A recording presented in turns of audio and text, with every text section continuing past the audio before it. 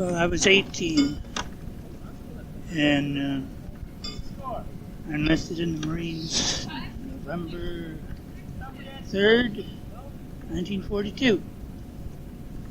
Went to Parris Island, boot camp. And, well, we were 6 weeks in Parris Island, and we went up to Camp Lejeune, North Carolina for rifle range. Spent 2 weeks wearing a rifle, learning how to shoot. I already knew how better. And it was, we got done, it was about 1st of January, and it was so cold. We were sleeping in tents. How cold was it, Father? I don't know. I didn't have a thermometer. I thought you was going to say something about a brass monkey. But we used to go to bed with their It was intense. full, It was intense. full winter uniform on and an overcoat.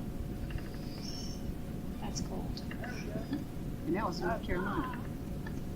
The only thing we had for heat was these little round kerosene heaters.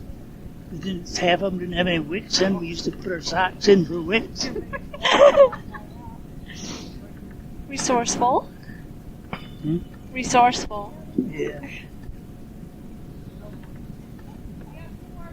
And after boot camp, I went to...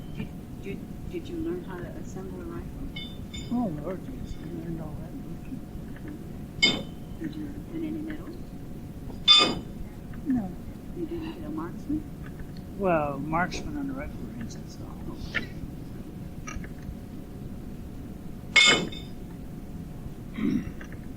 After boot camp, I went to a field telephone school. I think that was, it must have been about 2 months. After that, I got a 5-day leave. In 5 days, and the trains were so loaded that you couldn't hardly get on. If you did get on, you had to stand up. From North Carolina to New York City, take another train up the river. And the 5 days, I think I was home 1 day. The rest of it was just getting back and forth. Grandma West was a pocket then? Yeah. I think she. Did you live with your grandmother?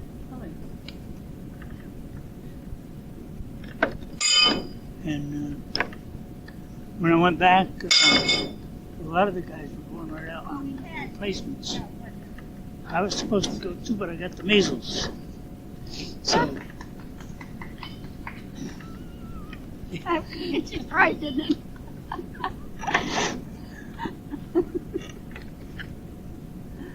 Yeah, you think.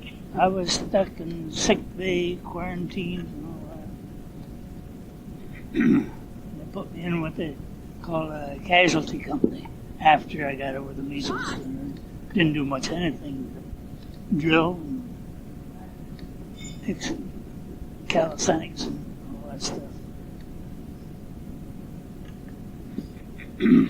I think it was about May or June, probably about this time. We went to California. They were forming the 4th Marine Division. And I went to California and was in Camp Pendleton. And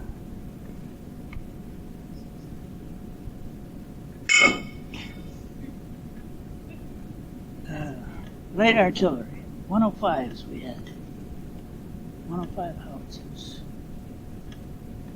14th Marines, 4th Marine Division. Battery, I don't know. There's several different ones. I don't remember which one. What was your serial number? 919097.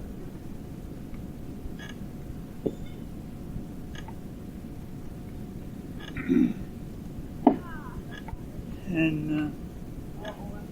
that wasn't too bad. We used to go to Los Angeles on weekend pass. That was in San Diego.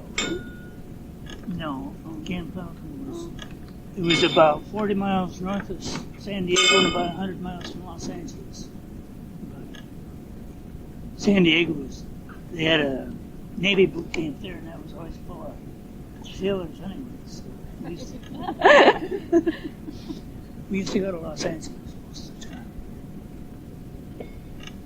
They would take, we'd get off early Friday afternoon. They'd take us up to school buses. And pick us up Sunday night, get back camp probably about midnight Sunday night. It was a 2-hour trip. The school buses were made for kids, you know, and all those big guys, you could hardly get between the seats. But we did it anyway.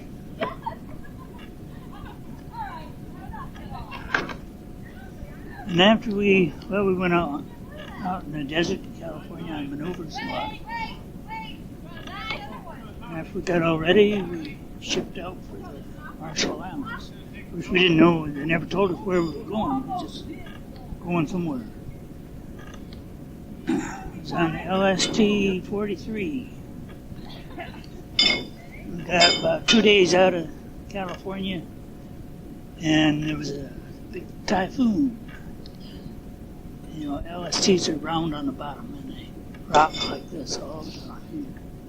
Not only do they go like that, they also go like this. They can't see that. I remember it. You could, when it was real rough, you could see it bend, you know, from one end to the other. It was quite thin metal. But anyhow, the way they were loaded, we had ammunition on the tank deck down below. It was all full. And then there was like a platform built over top of that, and then there was tanks, amphibious tractors, and all that stuff was run right in on top of it. And the big guns and all that stuff. Well, we got in this typhoon, and all the tractors and tanks and stuff started breaking loose down there and slapping back and forth. And we had to stop. The rest of the convoy weren't on. And there was a couple guys got killed down trying to get them fastened down. But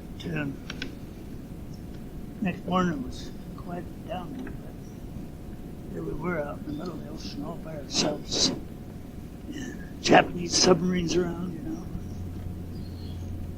know. But then there was a destroyer that came back and escorted us on through. We went full speed, right straight through, and we caught the convoy. The convoys, they changed courses every 3 minutes. They went like this all the way across the ocean. That's why it took so long to get from one place to the other.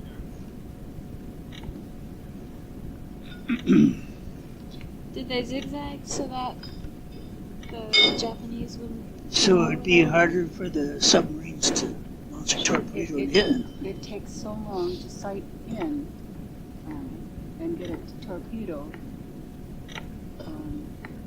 zeroed in and get it going. For that time, it's already, so it's time pretty much for that. Well, anyhow, we hit the Marshall Islands, which really wasn't much. All we did is land on one little island and fired over onto another. And we didn't even see the Japanese on our island.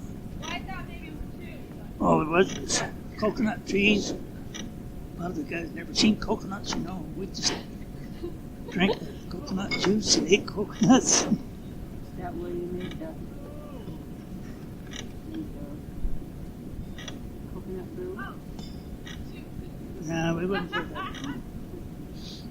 Probably, What did you save up to get go off the course? Oh, he skipped right over that. John. no, we didn't get Tell there him yet. That was Hawaii. Oh.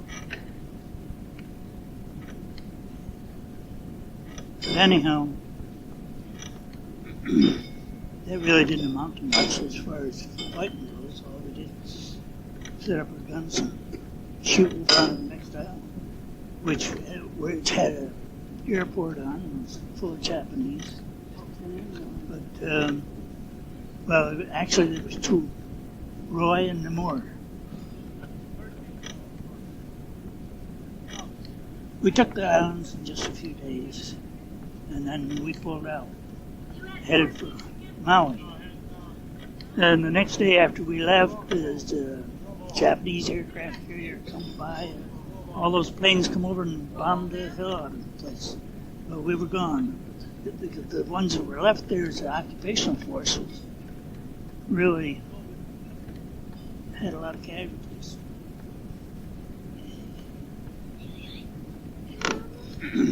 Then we went to Maui, set up a camp there, and regrouped and retrained and all that stuff. And the next place was Saipan. Wait a minute. You forgot about the saving up the beer for pulling off the porch. We didn't get there yet, John. My map isn't big enough for something then. Ponderosa. That was, we took off from there in LSG 121. You don't know what an LST is? It's just a great long narrow ship with, in the front, the doors opened up. And the ramp went down. They'd unload it just like that. You could go it out in the water, or else they could run it up on the beach. If there was a beach. Oh, you. And that's where we tied up in Pearl Harbor, waiting for them to get the I can't hold it up there. convoy together. And they say it was sabotage. Something made one of the LSTs blow up, and it just like went from one to the other. And before we could go pull out and get out of there, there was 5 of them exploded and burned up. All that ammunition. Oh, there was guys jumping overboard and trying to get away any way they could.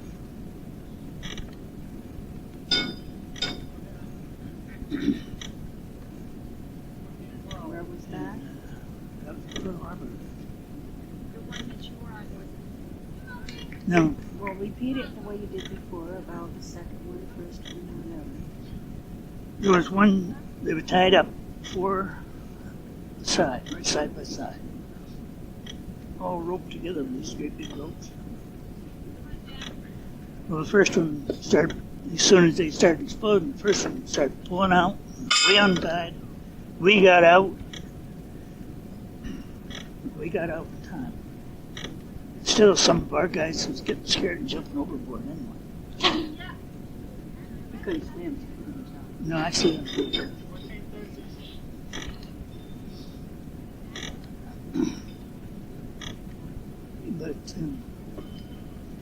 But we just went to a different part of the harbor, then waited, and I don't know, like a day or two, we went back in that same area, and I tell you, that was a mess. I don't even want to try to describe it. So we went on to Saipan. Saipan was in the Marianas Islands. It was quite a good sized island. And that was 50 years ago.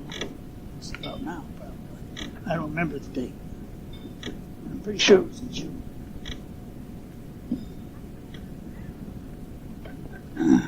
And of course, they had battleships and aircraft carriers and cruisers and a whole bit. They was bombing that island for days, shelling it. But it didn't seem to do much good because it was still full of Japs. They were all entrenched in the mountains, weren't they? Yeah, they dig in just like rats in their holes. And we were supposed to be surprising them for landing on one side of the island. The intelligence said that their guns was all on the other side, and they expected us to go over there. Well, it didn't work out that way at all, because we went in, seemed like everything was aimed right at us. And our artillery was supposed to be back a little bit, you know, but we went right into the first waves.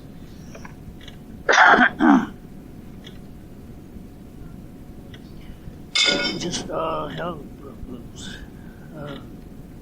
And we had ducks. Ducks were like a boat with wheels on it, had a propeller.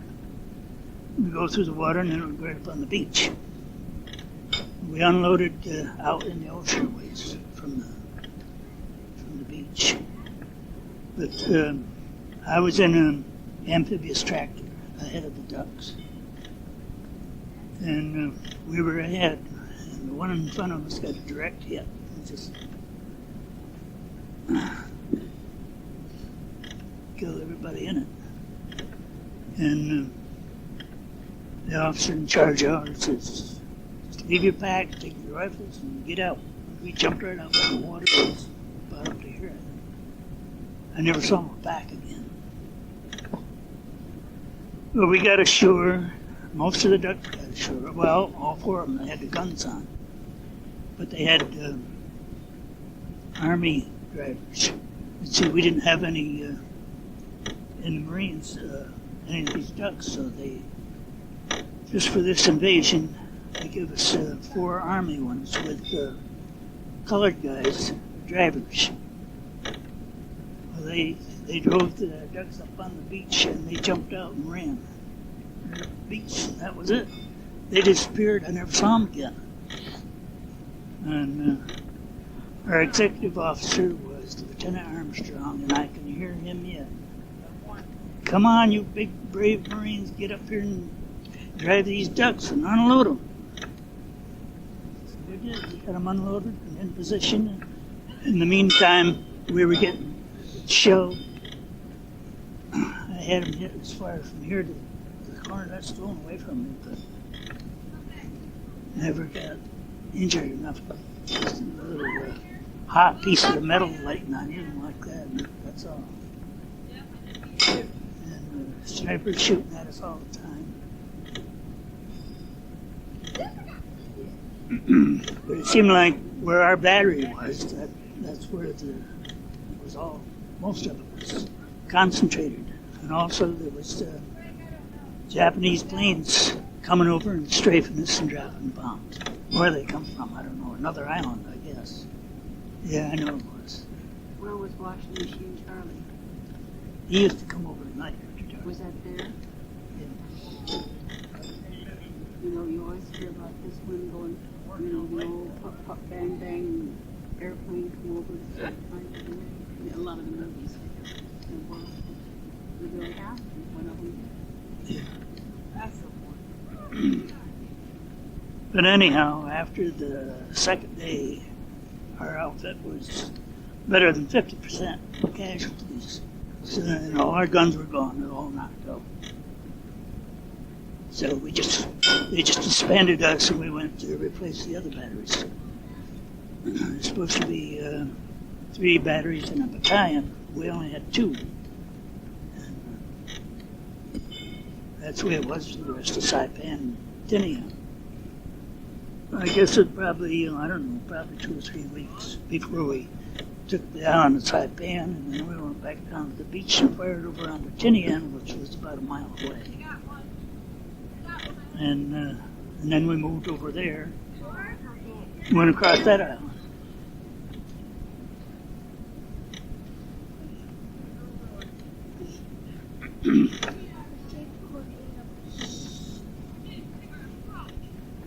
And after we got everything mopped up on Tinian, there wasn't much to do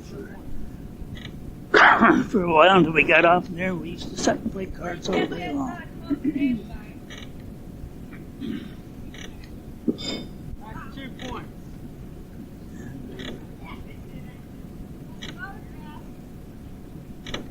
We hadn't been paid. Nobody had been paid for 2-3 months. So they had a pay call and they paid everybody $20.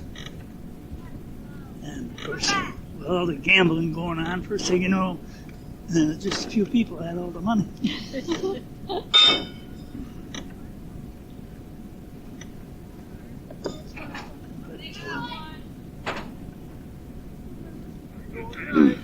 After that, we got onto a.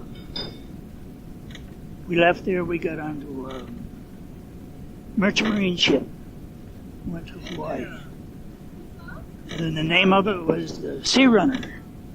A great big old thing. It's like a converted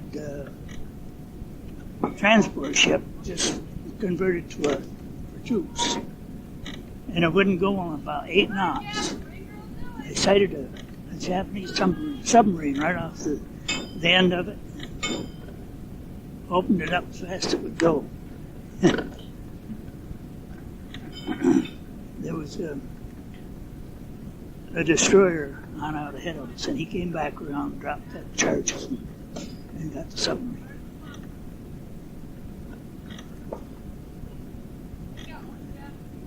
And then we went back to Hawaii, on the main island of Hawaii. And that was the nicest place. Right up in the center of the island, below the volcanoes, you know, Mauna Loa and Mauna Kea. Warm in the daytime, cool nights, just like it is here now, right, all the time. And we had a 5-day leave. We went to Hilo. That went 1 week and a half.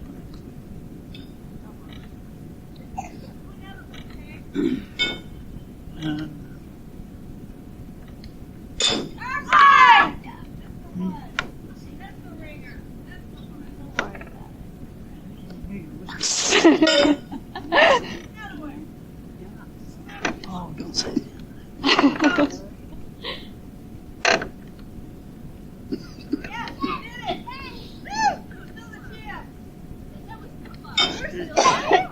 You want to finish another time, Dad?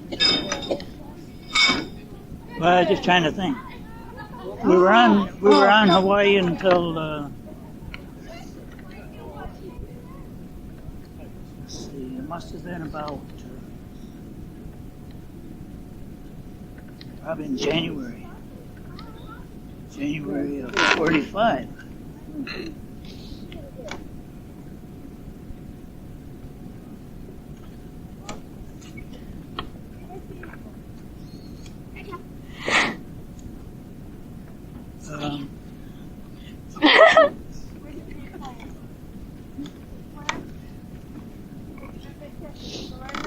I got on a detail, a guard duty detail down on when they were getting all the stuff down on the docks to load on the ships. And we was on duty, 4 hours and 8 hours off, on 4 and 8 hours, right on day after day. And when we was off duty, we could do whatever we wanted to. And we had the whole town of city of Hilo. Well, that was good. We stayed in tents right down there on the docks. Of course, when we night Come again. shipped out, we didn't know where we were going, but we ended up in Iwo Jima. Not to interrupt, but how did you fall off the porch? Well, we were drinking island rum. I tell you, boy, that stuff was too wild. That was good. I remember there was a Coke machine there, and we were taking Cokes out of the machine, drinking part of it, and then filling the bottle up with rum. And Sergeant Carlson, his name was Carlson. I said, "Damn you, Carlson, you didn't put any in mine." And I went to take a swing at him, and he just stepped aside and I went right over the rail. And this was 2 stories up. Did you get hurt? I just skinned my nose. He was soused. When I woke up, I was back in the tent. in my bunk. You know how I got there. They never left anybody. They took care of each other, you know. That was a fun time. One guy was drinking that stuff and he went backwards through a plate glass window in a store. And by the time the MPs got there, we had him in a taxi on his way back to camp.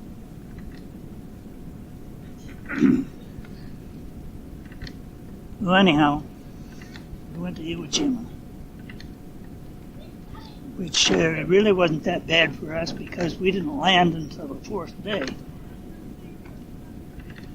But while we were out there waiting to land, all these kamikaze pilots were coming in and flying into the ships. That was one of the worst parts of that invasion. When they hit a ship, they were loaded with bombs and did a lot of damage. Bye-bye.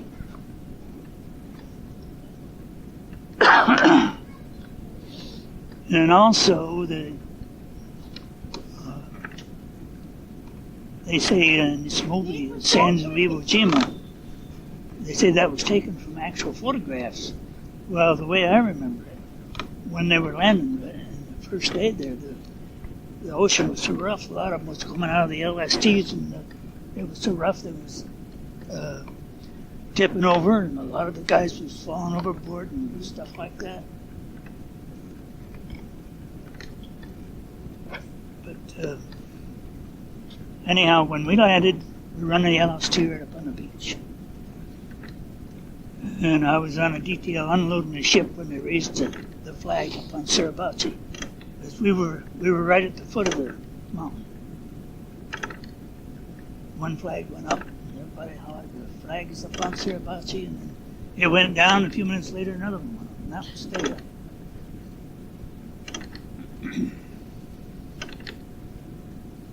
But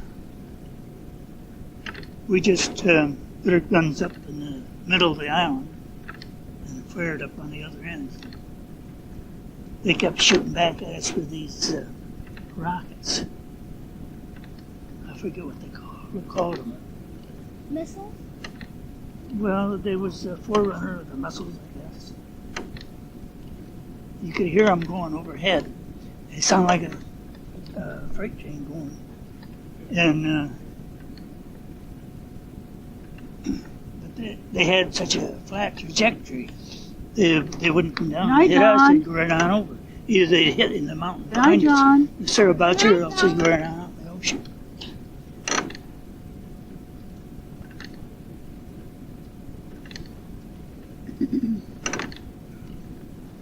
But after Iwo Jima, that was in February of '45. They hit another island about the same time, about the time we was leaving there, because they had a lot of trouble on that one too, and some of our guys went over there for replacements. I think it was Okinawa, but I can't remember for sure.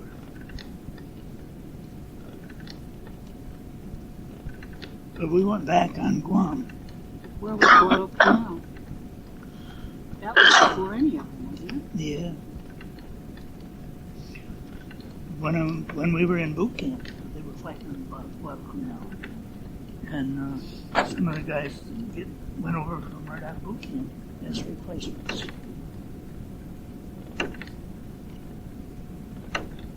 We went to Guam, build camp there after Iwo Jima. Guam was also in the Mariana Islands.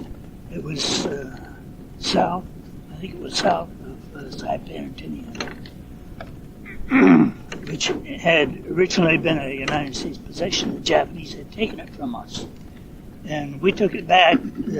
Some other divisions hit that at the same time that we were on Saipan. Did you hit something? No one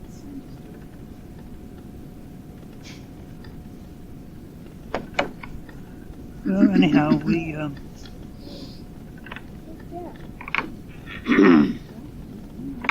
We trained on Guams. We were still there when they dropped the atomic bomb. We were ready to go to Japan. That was to be the next place. But when the war ended, we didn't have to go. When you said the war was just about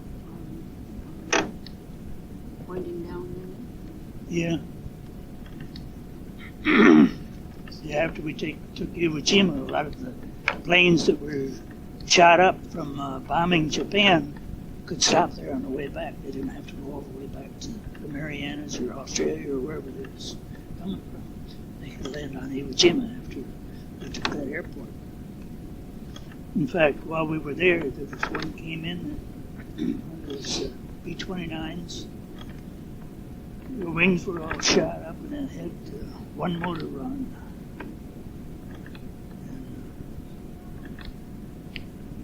They radioed in, clear the airstrip, we're going to land. And they told them they couldn't, because it was full of shell holes yet. Crash it out to sea, and the guy come in anyhow, and they couldn't even get the landing gear down, but they landed and everybody was safe. I don't know whether they were reprimanded for disobeying orders or not.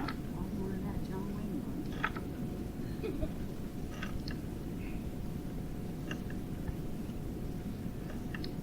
Some of them, you'd swear you don't know how they could stay up. Those shots full of holes.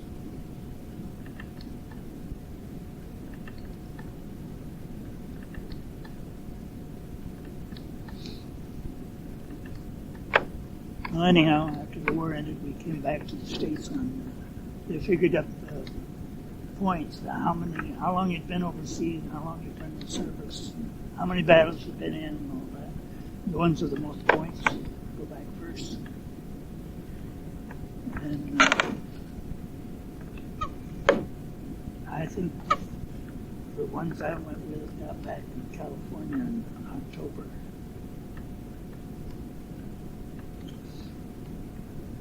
And in California for a while, and then I went to the Great Lakes, Illinois. That's where I discharged from. December 5th, 1945.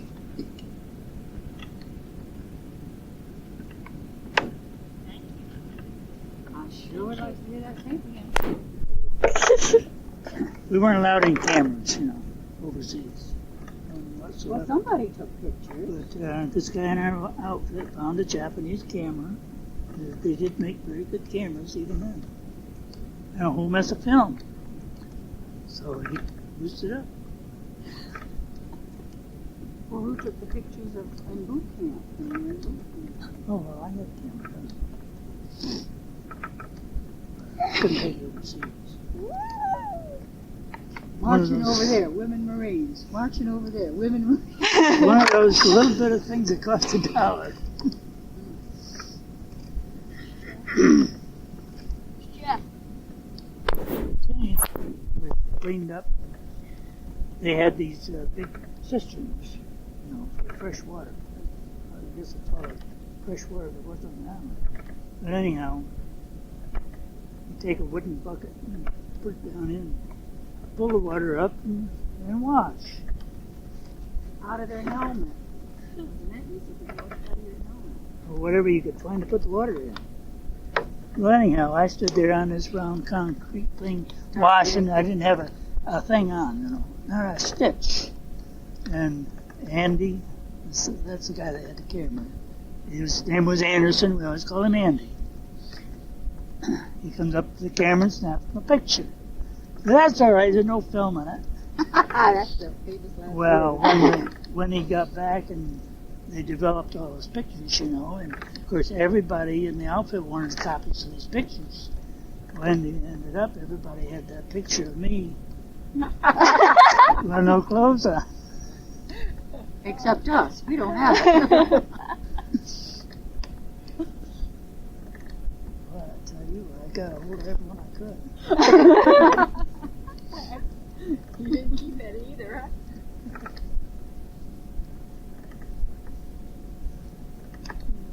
You did? I haven't found it yet. You didn't need a fence. Ooh, wow.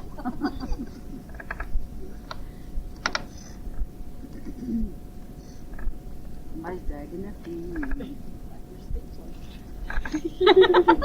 Huh?